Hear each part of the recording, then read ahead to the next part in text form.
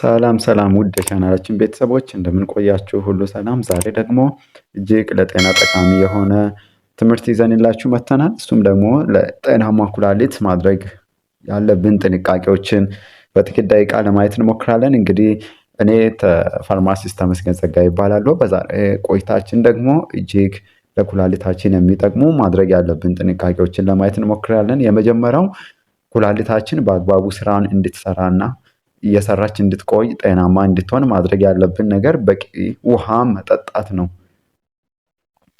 ስለዚህ የመጀመሪያና ዋነኛው ጥንቃቄ ማድረግ ያለብን በቂ ውሃ መጠጣት ነው። በቂ ውሃ መጠጣት በምንልበት ጊዜ እንግዲህ ቀኑን ሙሉ ውሃ መጠጣት ኩላሊታችን ቆሻሻን በአግባቡ እንዲያጣሩ ይረዳል። እንግዲህ የኩላሊት ዋነኛው ስራው ምንድነው? እነዚህ አላስፈላጊ የሆኑ ቆሻሻዎች ከሰውነታችን ውስጥ እንዲወገዱ ማድረግ ነው። ያን ለማድረግ ደግሞ ኩላሊታችን በቂ የሆነ የውሃ መጠን በሰውነታችን ውስጥ ሊኖር ይገባል ማለት ነው። ስለዚህ በቂ የሆነ ውሃ በመጠጣት ራሳችሁን ከኩላሊት በሽታ እንድትጠብቁ እንዲሁም ደግሞ የኩላሊት ጤናችሁን እንድትጠብቁ ስንል በአክብሮት እንጠይቃለን፣ እናሳስባለን።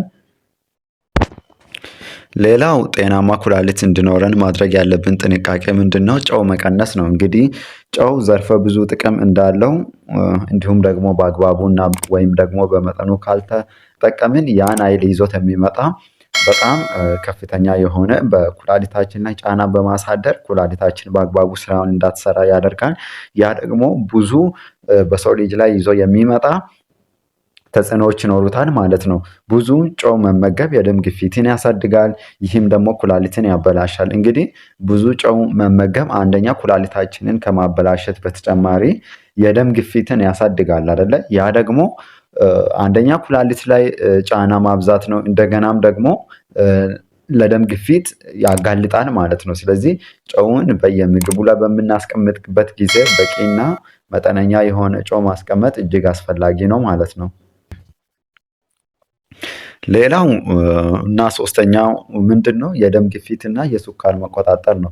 በተለይ ሱካር ወይም ይሄ ዲኤም የምንለው በሕክምናው እናም ከፍተኛ ደም ግፊት የኩላሊት ጠላቶች ናቸው። ስለዚህ በተለይ የሱካር ህመምተኞች እንዲሁም ደግሞ ደም ግፊት ያለባችሁ ሰዎች ራሳችሁን በጣም እንድትከታተሉ በየጊዜው በየወቅቱ የጤና ክትትልን በየጤና ተቋማት እንድታደርጉና የኩላሊታችሁን ደህንነት እንድታረጋግጡ ይሁን እንላለን።